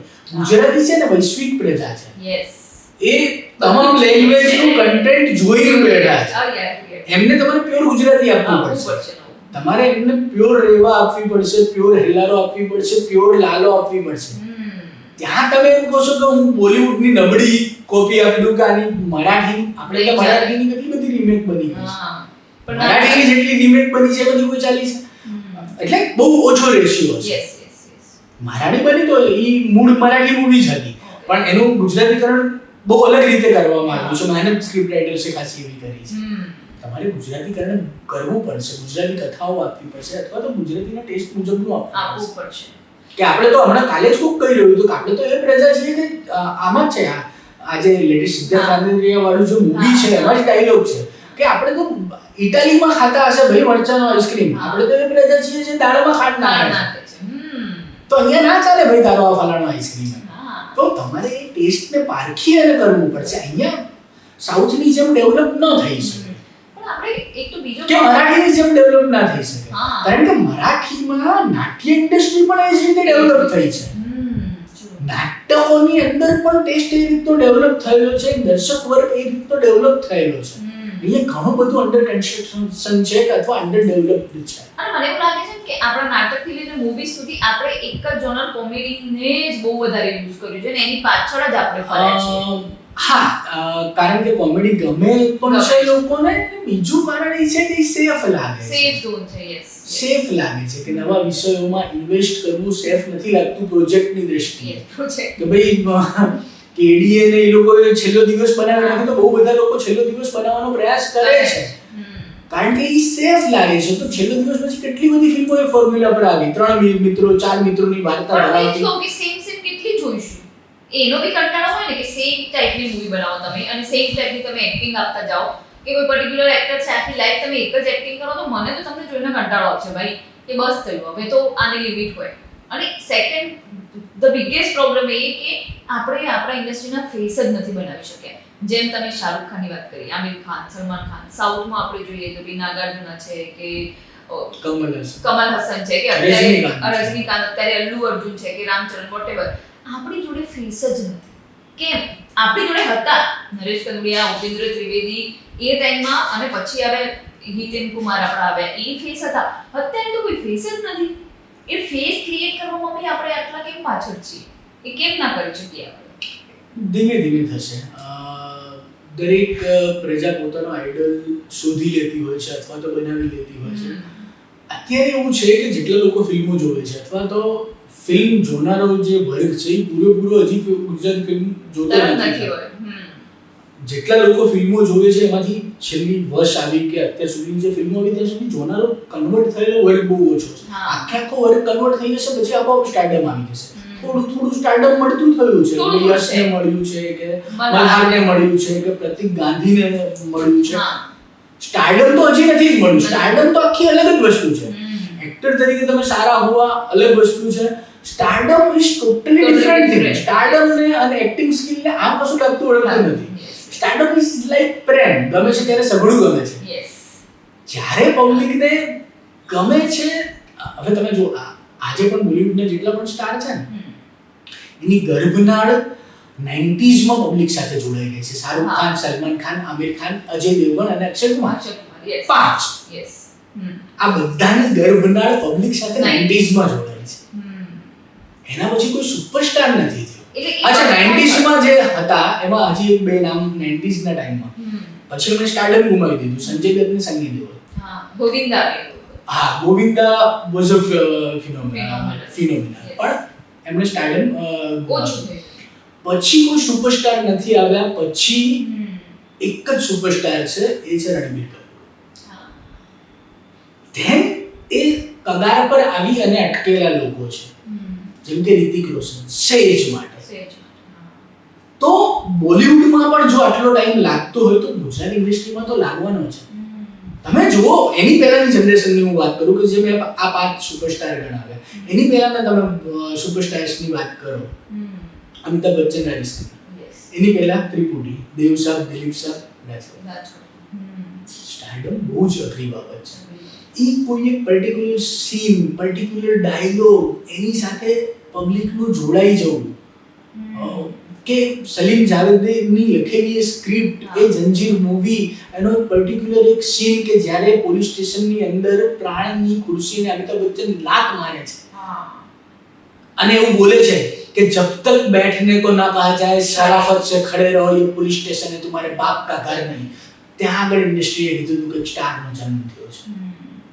પણ એ ઘણી બધી ઇન્ડસ્ટ્રીમાં પ્રોબ્લેમેટિક છે, પણ ઓબ્વિયસલી બોલિવૂડમાં બી બધા ઘણા પ્રોબ્લેમ છે. પણ આપણી ઇન્ડસ્ટ્રી નાની છે, તમે કીધું ડેવલપ થઈ રહી છે, લોકો એક જોડે મળીને કામ કરવું જોઈએ. એની જગ્યાએ મને લાગે છે પોલિટિક્સ ઘણું બધું છે. આપણે જેના માટે ઇન્ડસ્ટ્રી શબ્દ વાપરીએ છીએ કોઈ ઇન્ડસ્ટ્રી છે જ નહીં. હું તમને સમજાવું, આપણે ઇન્ડસ્ટ્રી શબ્દ વાપરીએ છીએ અથવા ઇન્ડસ્ટ્રી પોતે ઇન્ડસ્ટ્રી શબ્દ વાપરે છે. હવે ગુજરાતી હોય કે બોલિવૂડ હોય, સાઉથ કે બોલિવૂડમાં અમુક લેવલના સંગઠનો બન્યા છે ને અમુક લેવલે સંગઠિતતા આવી છે. It's different. Gujarati film industry આમ ઇન્ડસ્ટ્રી છે જ નહીં. અલગ અલગ પ્રોડક્શન હાઉસીસ છે, અલગ અલગ વ્યક્તિઓ છે, અલગ અલગ કામ કરી રહ્યા છે. Where is the industry? એ બધા કેમ્પ બની ગયા છે. આ તો મેં પણ કેમ્પ દરેક જગ્યાએ હોય છે. હવે કેમ્પની જગ્યાએ કાલે જ મને કોઈ બહુ સરસ વાત કરી કે કેમ્પની જગ્યાએ કે ગ્રુપિઝમની જગ્યાએ તમે ટીમ શબ્દ વાપરશો ને તો નેગેટિવ નહીં લાગશે. એકચ્યુઅલી ટીમ છે કે મને તમારી સાથે કામ કરવું ગમે છે, હું તમારી સાથે કરીશ. અથવા તો આપણા અન્ડરસ્ટેન્ડિંગ એવા છે, ફાઇનાન્શિયલી દ્રષ્ટિએ અથવા કામ કરવાની મજા આવે છે, તો ક્યાં નથી? બોલિવૂડમાં પણ છે. પણ ગુજરાતી ઇન્ડસ્ટ્રી હજી ઇન્ડસ્ટ્રી તરીકે ડેવલપ નથી થઈ. પણ આ તો આપણી જ છે એટલે આપણને ઘણું લાગી આવે એવું કે ઘણા બધા એક્ટર જે એક્ટર નથી જેમને થોપવામાં આવે છે આપણી પર, ત્યારે મને કેમ થાય કે પણ એટલા માટે થોપવામાં આવે છે કારણ કે જે ફાઇનાન્સ લાવી શકે છે, જે હીરો બની જાય છે, જે રાઇટર બની જાય છે, એક ડિરેક્ટર બની જાય છે, એ જ બધું કરે છે. એક મૂવીના પ્રીમિયર પર મને ચોખ્ખું કીધેલું કોઈએ કે લાવો 5 લાખ રૂપિયા તમને હિરોઈન બનાવ્યો. તો શું વાત કરો છો કે હા તમે ફાઇનાન્સ આપો, લાવો. મેં કીધું આ સખત છે. આ તો તમને પૈસા માંગે, અમુકને તો એમને જ હિરોઈન બનાવી દેવા માંગે છે. તો એ ફાઇનાન્સ વાળો પ્રશ્ન છે. એટલે એ પણ થોપી દેવા વાળી વાત અલગ છે કે અમુક એક્ટર્સ આપણી જોડે બહુ સારા છે, પણ મેં એ વર્ડ સાંભળ્યો એમના માટે કે આમાંથી રિટર્ન નથી મળતું. અમુક જે ફેસ બની ગયા છે એમાંથી એટલી સુધી રિટર્ન મળે છે, પણ આ બે ચાર એક્ટર્સ ખરેખર સારા છે, પણ એમને અમે કેમ લઈએ? કેમ કે એમના પર રિટર્ન જ નથી મળતું. આ પ્રશ્ન બોલિવૂડમાં પણ છે.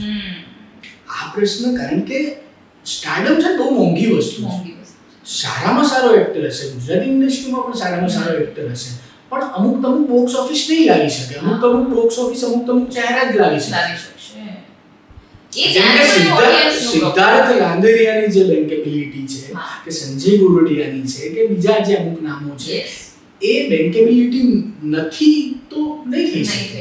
પણ એ તો ઓડિયન્સે કે આપણી ખોટ છે. ઓડિયન્સ ડેફિનેટલી ભૂલ છે કે સારા લોકોને આપણે જે મનોજ બાજપેયીએ પોતે જ કીધું ને કે ભાઈ મારા એકલાની મૂવી આ થિયેટરમાં ફ્લોપ થઈ જાય છે, કોઈ જોવા જ નથી જતું, અને આ મારી લોકો બહુ તારીફ કરે છે. એટલે જો મનોજ બાજપેયી સારા એક્ટર છે, સ્ટાર નથી. એમને પોતે જ કીધું ને કે બધા મને તારીફ તો ઘણી કરતા હોય પણ મારી એકલાની મૂવી આવે તો થિયેટરમાં કોઈ જોવા નથી જતું. આ ભૂલ આપણે મનોજ બાજપેયી નવાઝુદ્દીન સિદ્દીકીએ ભૂલ કરી ને.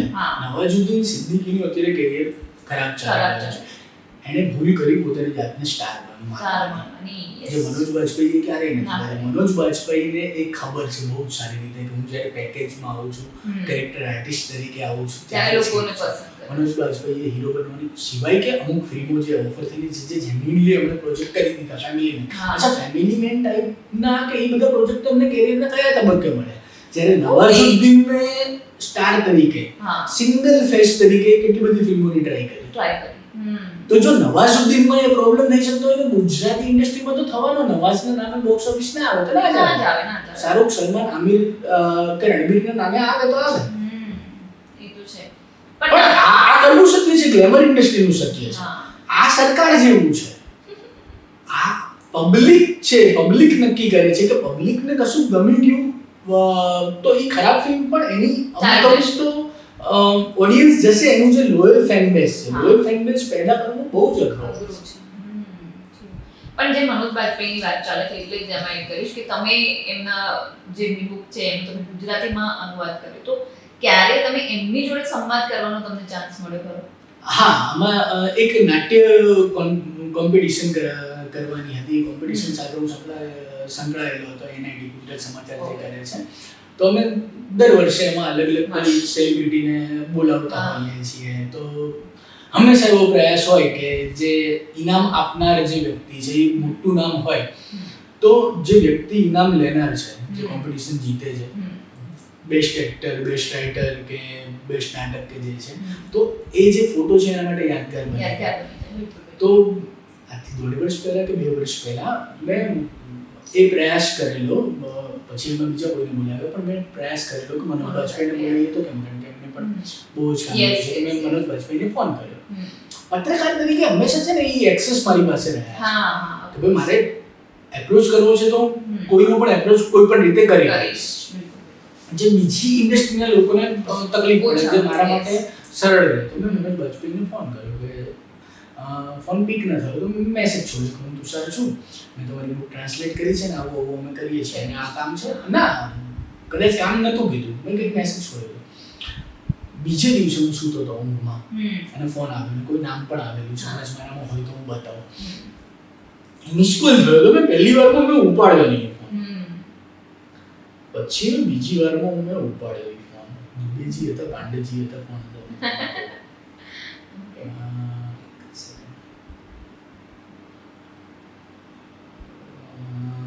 હરેન્દ્રનાથ ત્રિપાઠી. મારી પાસે મનોજ બાજપેયીનો પણ નંબર છે, પણ હા ના, મનોજ બાજપેયીમાંથી જ આવેલો એ ફોન. પણ બીજો નંબર હતો ને એમાં નામ મિશ્રા કે એવું કશું કહું. સેકન્ડ રીંગે કેમ કે ઉપાડ્યો, બપોરનો ટાઈમ હતો અને સામેથી અવાજ આવ્યો કે મનોજ બાજપેયી વાત કર રહા હું. એટલે મેં તરત જ મેં કીધું સર 2 મિનિટ બાત હો सकती है. મને હંમેશા સામેવાળાના ટાઈમની આજે લેટ પડ્યો ધેટ્સ ડિફરન્ટ થિંગ, પણ હંમેશા કોઈની પણ સાથે ફોન પર વાત કરવાની તો પૂછું 2 મિનિટ વાત થશે, 5 મિનિટ વાત થશે અથવા એક્ઝેક્ટ 30 સેકન્ડ છે તમારી પાસે. કારણ કે તમને નથી ખબર કે વેલકમ ફિલ્મના નાના પાટેકરની જેમ કહાં બેઠા હું, કિસકે સાથ બેઠા હું, ક્યા કર રહા હું. તો હંમેશા મનોજી 2 મિનિટ બાત હો सकती है. मैं तुषार हूँ, मैं जर्नलिस्ट हूँ, मैं ये हूँ. બહુ જ 20 સેકન્ડમાં બોલી ગયો. 2 મિનિટ વાત થઈ શકે તો એક વાત કરવી છે. તો મેં એમને આખી વાત કરી કાવી એવી છે. આ સમયગાળામાં અમારે આયોજન કરવું છે, તમને જો કોઈ ડેટ મળી શકશે તો તમે આવો તો લોકોને પ્રોત્સાહન મળશે અંદર. અને કે देखिए तुषार ऐसा है कि मैं आप कर रहे हो, अच्छी बात है, बहुत बढ़िया आयोजन कर रहे हो, पर मैं आमतौर पे कहीं पर नहीं जाता या फिर मैं टालता इसलिए हूँ कि अगर मैं निकल गया कहीं पर चला गया तो जहाँ पर शूट चल रहा है, अभी भी मैं शूट पर हूँ, तो वो 200 लोगों की टीम बैठी रहेगी 2 दिन के लिए. तो मैं आमतौर पर वो नहीं कर रहा हूँ. तो मैं તો આ વાત થઈ ગઈ. તો એમની સાથે વાત કરવાની સરળતા, સહજતા ને એમણે જે રીતે મને કોલ બેક કર્યો. અને પછી બીજું કશું કામ હતું એમણે, તો એમણે મને હરેન્દ્રનાથ ત્રિપાઠીનો નંબર પણ સેન્ડ કર્યો કે તમે અમને કહેજો અને આ રીતે આપણે આવું કશું સેટ કરવાનું ટ્રાય કરીએ. પણ ઇન શોર્ટ એ તો એમની જોડે એ અપ્રુવલ આપે આ રીતે બુક તમે ટ્રાન્સલેટ કરો તો જેમની છે એમની જોડેથી અપ્રુવલ? ના આ કામ પ્રકાશક તરફથી મળતું હોય. જેમ કે મેં અનુપમ ખેરની ઓટોબાયોગ્રાફી ટ્રાન્સલેટ કરી છે, તો જે તે એના આ બંને બુકના પબ્લિશર નવભારત છે. તો નવભારત સાહિત્ય મંદિરે એના રાઇટ્સ મેળવ્યા હોય અને એમણે કોઈને ચૂઝ કર્યા હોય અથવા તો ઓફર કરી હોય કે ભાઈ જેમ કે નવભારત છે તો રોનક શાહે કીધું કે તુષાર અનુપમ ખેરની બાયોગ્રાફી છે તું ટ્રાન્સલેટ કરીશ, તો એવી રીતે આવેલું હોય. પછી એના પ્રચાર માટે જે કે પણ ટ્રાય કર્યું છે કે મારા માટે અનુપમ ખેરે ટ્વીટ પણ કર્યું હતું. તો આટલા બધા સેલિબ્રિટીની બુક્સ ગુજરાતીમાં ટ્રાન્સલેટ થઈ હશે, કોઈ સેલિબ્રિટીએ ટ્વીટ કર્યું હોય નામ જો કે અચ્છા મારી ગુજરાતી ભાષામાં આવી છે, આને કરી છે, તમારે ખરીદવી હોય તો ખરીદજો. એવું નથી બન્યું, પણ મારા કેસમાં બન્યું હતું. કારણ કે વાત કરી અનુપમ ખેર સાથે કે અને અનુપમ ખેર માટે એમની જે જીવન કથા છે એ બહુ જ મહત્વ ધરાવે છે. પણ એક લાઈન હતી જે મને બહુ જ ગમી કે જીવનમાં બધું અનુપમ નથી પણ જો હારી ગયા તો ખેર નથી. બહુ સરસ લાઈન. જે ગુજરાતીમાં છે અનુપમ ખેરની ઓટોબાયોગ્રાફી, એમાં બધું જેટલું પણ લખાયેલું છે બધું જ અનુપમ ખેરે લખ્યું છે. પર્ટિક્યુલર એક આર્ટિકલ, એક પ્રસ્તાવના વધારાની છે, એક ટ્રાન્સલેટર તરીકે મારી પ્રસ્તાવના છે ને એની હેડલાઇન છે કે જીવનમાં બધું અનુપમ નથી, જો હિંમત હાર્યા તો ખેર નથી. એની પાછળની સ્ટોરી એ છે કે વર્ષો પહેલા અનુપમ ખેરનો અહીંયા અમદાવાદમાં એક શો હતો. ત્યારે હું અમદાવાદ સિટી ભાસ્કર હેડ હતો અને મારો કોઈ રિપોર્ટર જઈ અને અનુપમ ખેરનો ઇન્ટરવ્યુ તો નહીં પણ પ્રેસ કોન્ફરન્સમાંથી કોઈ વર્ઝન લઈને આવેલા હતા. ત્યારે બીજા કોઈ એક રાઇટર અમદાવાદમાં હતા, આઈ થિંક વાજપેયી, અશોક વાજપેયી કે કોઈ હતા. બે અલગ અલગ ઇન્ટરવ્યુ હતા. અને ત્યારે તમે જે હમણાં શબ્દની વાત કરી ઇન્ટોલરન્ટ, એ શબ્દની ચર્ચાઓ ચરમસીમા પર હતી. એવોર્ડ વાપસી ચાલી રહી હતી ને એવું બધું બહુ જ ચાલી રહ્યું હતું. તો અનુપમ ખેરે જે વાત કરી, જે રિપોર્ટરને વાતમાં એવું કીધું કે ત્યાં બહુ થઈ ગયું ઇન્ટોલરન્ટ, શું ઇન્ટોલરન્ટ, હવે તો આ શબ્દ મારી સામે ના આવ્યા. અને પહેલા જે આઈ થિંક વાજપેયીનો ઇન્ટરવ્યુ હતો, એમનું કહેવાનો મતલબ એ હતો કે દેશમાં અત્યારે જે વાતાવરણ છે કંઈક ઠીક નથી, કંઈક ગડબડ છે. તો મેં બે અલગ અલગ આર્ટિકલ હતા, બે અલગ અલગ 4 કોલમની મેટર હતી, બંનેનો અલગ અલગ હેડિંગ કર્યું હતું. બે અલગ અલગ હેડિંગ મળી અને એક હેડિંગ બની રહ્યા હતા કે દેશમાં બધું અનુપમ નથી પણ ઇન્ટોલરન્ટ બોલ્યા તો ખેર. એની ઉપર મોટું એટલે ઈ લેઆઉટ બહુ વખાણ્યું હતું. એના માટે તો ઇનામ મળ્યું હતું મને બાસ્કેટમાં પ્રેઝન્ટ થયેલું. એટલે ત્યાંથી ઈ જે મારી જે પ્રસ્તાવના છે તમે બુકમાં વાંચશો તો કદાચ આ રેફરન્સ પણ છે. ધેટ્સ વાય મારે અનુપમ ખેર સાથે થોડી ડીપલી વાત થાય કે પેલું થાય કે થોડા કનેક્શન્સ એમ બનેલા છે. મારા વર્ડ એટલે હું સારા કરી પણ એ માણસ તરીકે બી એવા મને એવા લાગે છે જે નિખાલસ લોકો જોડે ઈઝી કનેક્ટ થતા હોય ને એવા લાગે એમના ઇન્ટરવ્યુઝ ને આપણે તો જે જોતા હોય એના પરથી. પણ આ જે બુક લખી છે એમના એવા કોઈ કિસ્સા જે લોકોને ખબર ના હોય, કોઈ નાનો કિસ્સો તમે કહેવા માંગતા હોય કે જે તમારા હૃદયને લાઈક ટચ કરી ગયો હોય કે વાહ શું વાત છે? એક કિસ્સો હતો મને એમના કોલેજ ટાઈમનો, સ્કૂલ ટાઈમમાં એવું હતું કે એમને રાજા બનાવી દેવામાં આવ્યા. કયો રાજા એ નામ ભૂલ્યું. એટલે મને રાજા એટલા માટે કે નાટક જે કરાવતા હતા મને કહું હું મૂળ કાશ્મીરી છું, સેજ ગોરો ચૂકો હતો, રાજા બનાવ્યો. પછી કે બીજો એક છોકરો હતો એને બીજું કશું બનાવ્યું. સીન એવો છે કે આ જે બહુ જાણીતી કથા છે, મને કેરેક્ટરના નામ યાદ નથી આવતા, કે રાજા ની પાસે પેલો આવે છે, પેલો છે ને રાજા એક વેશ છુપાવીને નીકળેલો છે જાણવા માટે કે ભાઈ કેવું છે રાજ્યમાં. હા, સિપાહીઓ એના પેલા છે નહીં. એટલે કે 2 વખત એમ કે મારે પેલાને ધક્કો મારવાનો હતો કે જા ચલા જા ચલા જા, જા ચલા જા ચલા જા. એટલે ત્રીજી વખતમાં કંઈક બીજું બનવાનું હતું. તો 2 વખત એવું થયું કે દત્તુ મારા દત્તુ કેવું કંઈક નામ છે બુકની અંદર લખેલું છે. તો કે 2 વખત એવું થયું કે 2 વખત મેં એને ધક્કો માર્યો તો પેલો પડી ગયો ને આંતરને. ત્રીજી વખત હું એ કરું ને એ પહેલા ઓડિયન્સમાંથી જે દત્તુ બિટ્ટુ જે હતો ને એના પપ્પા ઓડિયન્સમાંથી ઊભા થયા અને એનું નામ લીધું કે અબકો ગિરિયા ને તો ઘર મત આવીએ. પછી કે પહેલી વખત સ્ટેજ ઉપર ઇતિહાસ નવેસરથી લખાયો કે જે ઓલું જે કેરેક્ટર હતું એને રાજાને ઉપાડ્યો, રાજાને ઉપાડી ઓડિયન્સમાં કામ કરી રહી છે. અને એ જે કિસ્સો બન્યો એમ કે ઘરે એમ કે મારી માએ કીધું, મારા ફાધરે મારી માએ કીધું કે अपना बिट्टू बहुत पतला है, उसको बादाम खिलाया करो એમ કે. અને એ જે નાટકનું આયોજન જે લેડી ટીચરે કરી હતી એ ક્યારેય અઠવાડિયા સુધી સ્કૂલે નહોતી આવી.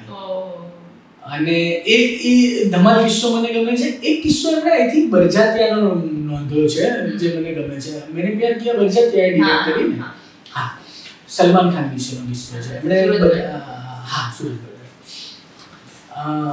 મને આ કિસ્સો એટલા માટે ગમે છે. અનુપમ ખેરનો કિસ્સો નથી પણ એમની બાયોગ્રાફીમાં આ કિસ્સો છે અને મને ગમતો કિસ્સો છે. હું હંમેશા એવું માનું છું કે તમે રાજા પહેલા હો છો, દિલથી હો છો, દિમાગથી હો છો. યુનિવર્સ પછી તમને રાજપાટ આપતું હોય છે. મેનિફેસ્ટેશન એ તો છે. યસ, મેનિફેસ્ટેશન પણ નહીં, તમે હો છો રાજા, તમે છો. યસ, પ્રેમ તમે હો છો, અથવા હ્યુમર તમે હો છો, તમારામાં હોય છે. એ આરોપિત નથી કરી શકાતું. કોઈ પણ વ્યક્તિ રાજા નથી બની શકતો. તો બરજાતિયાસનો એમણે કિસ્સો નોંધ્યો કે સલમાન ખાન ની પાસે બહુ કઈ ફિલ્મો નહોતી. એકાદી ફિલ્મ ફ્લોર પર હતી, બીવી હો તો એસી જેવી કોઈ ફિલ્મ હતી. ધેન ફિલ્મ મેને પ્યાર કિયા. બરજાતિયાએ નક્કી કર્યું સલમાન સારો એક્ટર તો ક્યારે એટલો મહાન એક્ટર તો આપણે એવું નક્કી કર્યું કે યાર સલમાનને નથી લઈ રહ્યા, બીજું કોઈ એક્ટર એમને નક્કી કરી લીધો. પછી એમ થયું કે યાર ચલો સલમાનને એમ કે આ વાત કર્ટેસીથી એટલી રૂબરૂ કહેવી જોઈએ. તો સલમાનનું જ્યાં ફાર્મ હાઉસ છે, ત્યારે તો ફાર્મ હાઉસ નહોતું પણ ક્યાંક કોઈ ફાર્મ હાઉસ પર હતો અથવા શૂટ ચાલી રહ્યું હતું, ત્યાં આ લોકો જાય છે અને વાત કરે છે. પછી સલમાન આપણે આ ફિલ્મ નથી કરી રહ્યા. એટલે સલમાને કીધું કે હું તો તમારી સાથે કામ કરવાની બહુ ઈચ્છા હતી, બટ એનીવે ખેર કોને કાસ્ટ કર્યો તો કે આને કાસ્ટ કર્યો. then સલમાન કહે છે કે અચ્છા એ પણ સારો એક્ટર છે. અચ્છા ઓલા બે નવો દિશ છે ને એમાં ઓલો પણ સારો છે, આને પણ ટ્રાય કરવા જો. એટલે હું બરજાતિયાસ ઓ માય ગોડ, આની પાસે કોઈ ફિલ્મ નથી, કશું નથી. અને હું કહેવા આવ્યો છું કે આ ફિલ્મ આપણે નથી કરી રહ્યા તો એ બે નવોદિતને સજેસ્ટ કરી રહ્યો છે. એ એક્ટર ગમે હોય, આપના હીરો યહી છે. ધેન મેને પ્યાર કિયા બને છે અને ધેન રેસ્ટ ઇઝ હિસ્ટ્રી કે સલમાન સ્ટાર બને છે. તો હું હંમેશા એ કહેતો હોઉં છું કે તમે સલમાન ત્યારથી હો છો. ધેન પછી તમને એવું લાગે યાર આટલું બધું કેમ પડે છે, આટલું સ્ટારડમ આ કેવી રીતે પડે છે. એનામાં એ ટાઈમે પણ એ જીગર હતું. એ બે નવોદિતને આંગળી ચીંધવાનું કારણ બને. આજે સલમાન ખાનની તમે ઘણી ફિલ્મો જુઓ તો ફ્લોપમાં ફ્લોપ ગઈ હોય અને 70 નવરા બેઠેલા કલાકારોને કામ આપી દીધું હોય કે સલમાન જોશીને કહી દીધું હોય કે આવી જશે, ચલાવીશ તો હું ચલાવીશ, ને ફ્લોપ થશે તો મારાથી થશે. તો પણ એનામાં એ જીગર ત્યારથી હોય છે. તો મને અનુપમ ખેરની બાયોગ્રાફીમાં નોંધાયેલો આ કિસ્સો બહુ ગમ્યો. એમના મહેશ ભટ્ટ સાથેના જે એન્કાઉન્ટર ના એનો મહેશ ભટ્ટનો તો હમણાં રિસન્ટલી થયો પેલું સ્ટેજ વાળું, એ તો બહુ ફની થયું, ખબર નહીં એમને અનુપમે કદાચ ખબર કર્ટસીથી કીધું હશે કે નીચે તમે બેસી શકો છો, પણ પેલા દિલ પર લઈ લીધું, નીકળી ગયા. પેલા કે ક્યાં જાઓ છો, બોલતા ગયા कि मुझे बोला गया है कि आप स्टेज से नीचे जाओ. એ વર્ષોથી બાજે છે મહેશ ભટ્ટ અને અનુપમ ખેર, વર્ષોથી બાજે છે. એમની બાયોગ્રાફી ખરેખર વાંચવા જેવી છે. કારણ કે એમણે છે ને, કારણ કે અનુપમ ખેર પછીથી ડિરેક્ટર પણ બન્યા, એમણે હું જે જગદીશ ડિરેક્ટ પણ કરી, તો એમની બાયોગ્રાફીમાં એ સભાનતા સતત દેખાય છે કે એમણે લખી છે એ રીતે કે એને તમે ઇમેજિનેશનનું કરી શકો, એને તમે ફિલ્માવી શકો. તો એમણે દરેક ચેપ્ટર્સ એ રીતે લખ્યા છે, એનું ફિલ્મીકરણ કર્યું છે. હા, એ આટલા વર્ષોથી છે એ બધું હશે. પણ આપણે will move on to the rapid fire round. કે તમારામાં એક છે કે ક્વિક વસ્તુ તમે બહુ સારી રીતે આપી શકો છો. એક ક્વિક રેપિડ ફાયર રાઉન્ડ આપણે કરી લઈએ હવે. જો તમને ગુજરાતના સીએમ બનાવવામાં આવે તો એક દિવસ માટે તો તમે એક જ કામ કરવાનું છે, એ શું કરો? દારૂબંધી હટાવી દો. કેમ? બહુ દમ થાય છે એના કારણે. ઓકે. અને એનું કોઈ લોજિકલ રીઝન પણ નથી મળ્યું. પણ it's a good thing. Okay. તમને પ્રધાનમંત્રી બનાવવામાં આવે તો પણ એક જ કામ કરીશું. પ્રાઇમ મિનિસ્ટર તરીકે એક જ કામ જો હું કરી શકું તો યાર પ્રાઇમ મિનિસ્ટર તરીકે તો બહુ બધા કામ કરવાના બાકી. એક જ કામ કરવાનું છે પણ તમારે કોઈ પણ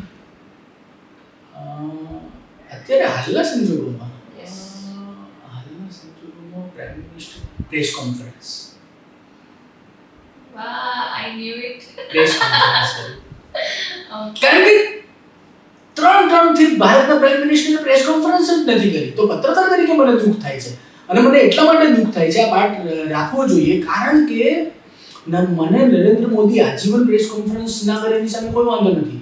મને વાંધો એ છે કે હવે ભવિષ્યમાં જે કોઈ પણ આવશે, કોઈ પણ પક્ષ પાર્ટીના આવશે, એને ભૂલે ચૂકે એવું લાગશે કે એક લોકશાહી રાષ્ટ્રનું પ્રાઇમ મિનિસ્ટર વર્ષોના વર્ષો સુધી પ્રેસ કોન્ફરન્સ ન કરે તો ચાલે. મને ડોશી મરે એની સામે વાંધો નથી, મને જમ ઘર પાડી જાય એની સામે વાંધો છે. જો મને પ્રાઇમ મિનિસ્ટર બનાવવામાં આવે અને એકમાત્ર કામ કરવાનું હોય તો હું પ્રેસ કોન્ફરન્સ કરું. ઓકે, ન્યૂઝ રૂમમાં ડ્રામા વધારે હોય છે કે પોલિટિક્સમાં? પોલિટિક્સમાં. કોઈ પણ રાજકારણીનું નામ નહીં લેવાનું, પણ એને એક શબ્દમાં વર્ણન કરવું હોય તો કોનું વર્ણન અને કયા શબ્દથી કરો? ફેંકું. ઓકે, લોકો સમજે. ઓકે, તમારી બાયોપિક જો બને તો તમે કોણ ઈચ્છો કે એમાં તમારું પાત્ર ભજવે? હું પોતે. તમે નહીં, બીજું કોઈ નહીં. વધારે એક્ટર બની જવું છે. મારી બાયોપિકમાં સલમાન. તમે જો ગુજરાતી મૂવી પ્રોડ્યુસ કરો તો હીરો હિરોઈન કોને લો? Depends on script. ના, તમે પર્સનલ ચોઇસ. પણ તમારી ચોઇસ કઈ છે? મને તો ઘણા બધા એક્ટર્સ ગમે છે, મારે સ્ક્રિપ્ટ મુજબ જ સિલેક્ટ કરવા પડે. માઇકલ, પ્રતીક ગાંધી, હિરોઈન તરીકે યાર માનસી ગજબ એક્ટ્રેસ છે. માનસી, શ્રદ્ધા, એસા, ડિપેન્ડ્સ કે કેવું છે. ઓકે. એન્કર, લેખક, કોમેડિયન કે એક ટીમ લીડર, બોસ, કયું વર્ઝન તમારું સૌથી વધારે ખતરનાક છે? Team leader, boss. Social media ટ્રોલ્સને એક મેસેજ આપવો હોય તો? ટાઈમ બગાડો છો. પ્રેમ અને રાજકારણમાં એક જ નિયમ લાગુ પડે એવું તમને લાગે છે? કયો નિયમ? અચ્છા, આવું ઉખાણો છે મારા માટે. પ્રેમ અને રાજકારણમાં એક જ નિયમ લાગુ પડે, કયો નિયમ? આ તો ઉખાણો જેવું છે મારા માટે.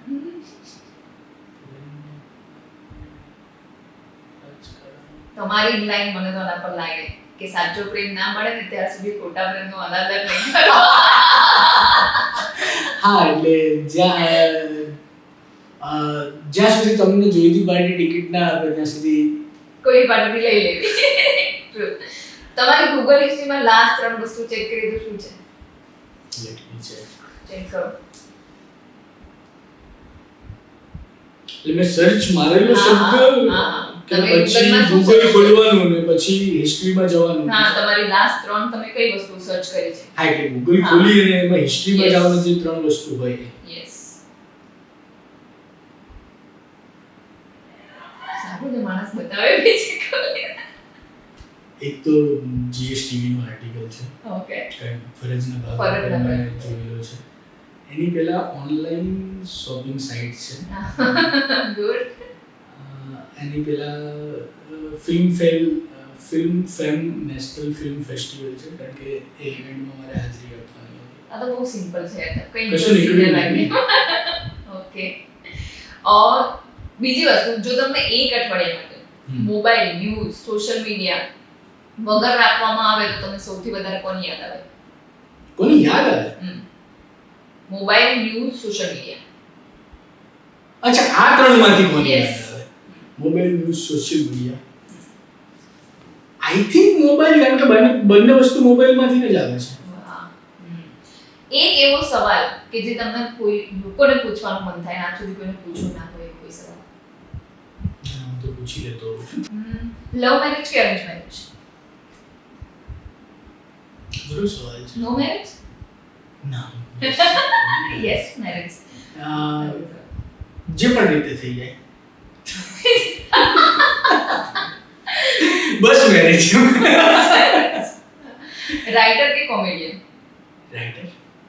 ઓકે, સરસ. એક ઈમાનદારીથી, આજ તમે મીડિયામાં છો એટલે આજકાલના મીડિયામાં ખરેખર કેટલા % સાચી વાતો બતાવવામાં આવે છે?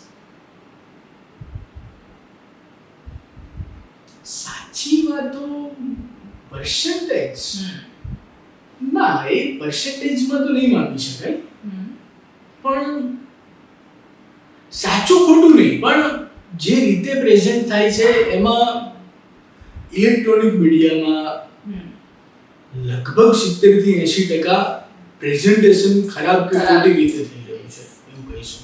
પ્રેઝન્ટેશન સાચું કે ખોટું તો નથી હોતું, હોય છે ઘણા ન્યૂઝ ખોટા પણ હોય છે, ફેક પણ હોય છે. તમારા ફેવરિટ પત્રકાર કોણ છે? ફેવરિટ પત્રકાર રવીશ કુમાર ગમે. Ravish Kumar, okay, good.